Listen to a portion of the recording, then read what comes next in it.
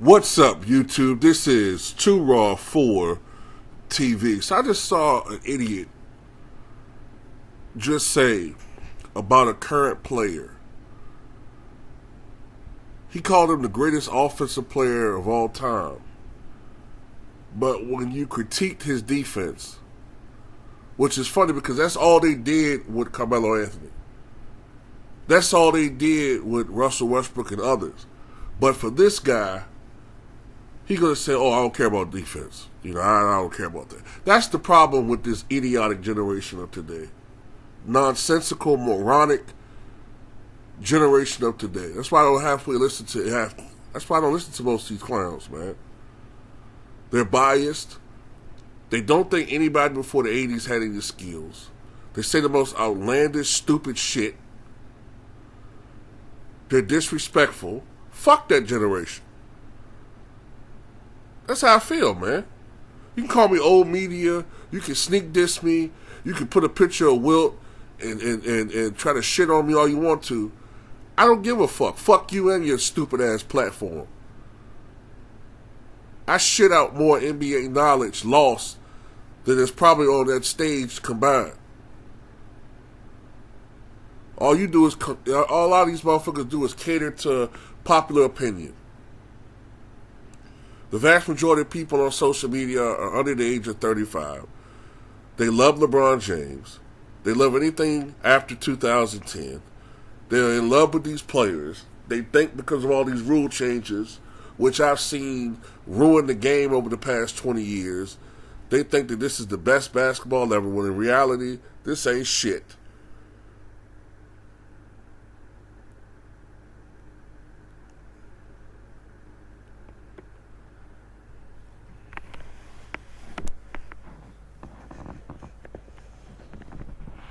Fake physicality. I mean, it's just ridiculous at some point with some of the shit these idiots are saying. Fake physicality. You talk about the NBA where you could still do something which was called mauling back in the day. You talk about the NBA where you could double hand check, let alone hand check, back in the 50s and early 60s.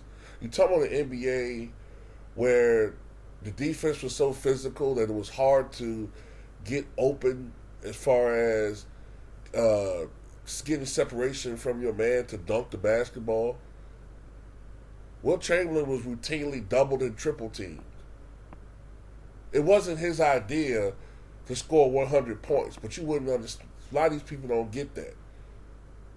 It wasn't Wilt Chamberlain's idea to score 100 points. It was the idea of the point guard and the head coach at halftime. As a matter of fact, it wasn't Wilt Chamberlain's idea to average 50.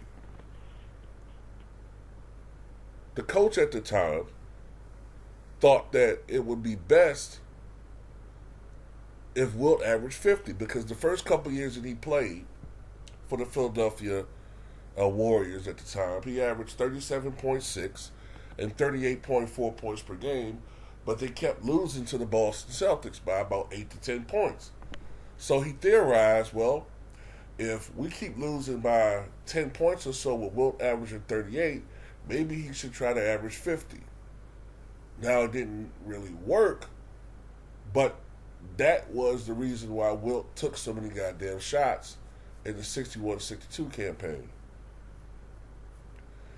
And as far as that game where he scored 100 points,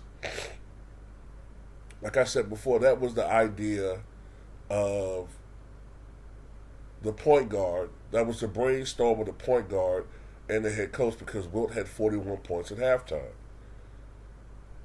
He'd already had a 78-point game. He was on pace to exceed that. So they started really force-feeding Wilt in the second half of that game. And of course, the New York Knicks did everything they could to prevent him from scoring 100 points, which is why I think in the second half he missed more shots than he made. Because at one point, Wilt was 24 of 36 from the floor, but he finished 36 of 63. So after he was 24 of 36, he wound up going 12 for 27. But anyway, this isn't about the 100-point game. This is about the fact that all-time great players at one point were expected to at least put effort on both sides of the ball. You got Giannis Antetokounmpo, who did more heavy lifting than anybody else in the NBA this year, which is why he's now currently hurt.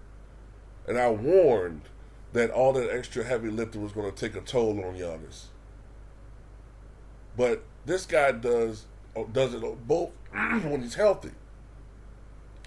He does it on both sides of the floor. But because his offensive game isn't flashy, because his offensive game isn't flashy and shiny like a pair of keys for some of these jigaboos out there, they don't really like his game like that. They just don't appreciate him. Oh, I mean, he's Giannis, he's this, that, and the other. But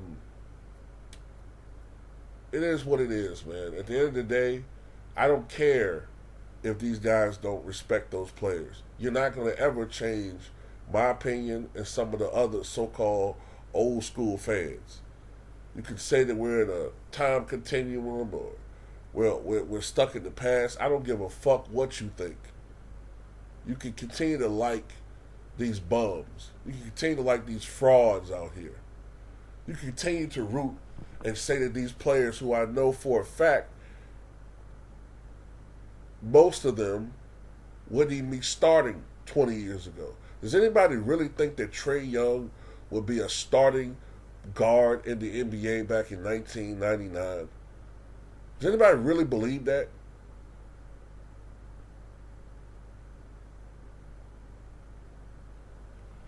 But anyway, much respect to the old school. Much respect to the late Bill Russell, the late Wilt Chamberlain.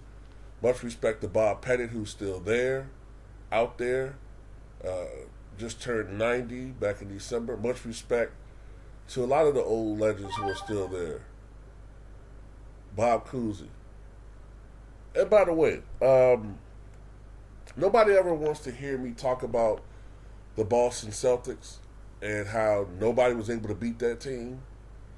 Remember, they won 8 championships in a row, but for some reason, people focus on Wilt, right? Not being able to beat them, which is interesting because people say Wilt's overrated, but yet you want Wilt to do something that nobody else could do, which is beat this super team. But yet, whenever we talk about LeBron James with a losing record, you bring up the Golden State Warriors, who Kawhi Leonard was able to beat them. You know what I'm saying? But this Golden State Warriors team, which is not the most dominant team of all time, no matter what his LeBron Dicklicks want to put out there, why is it that that's a convenient excuse team for LeBron to have all these finals losses against, but you don't want to hear that against for Wilt Chamberlain? But anyway, that's all I got to say about that.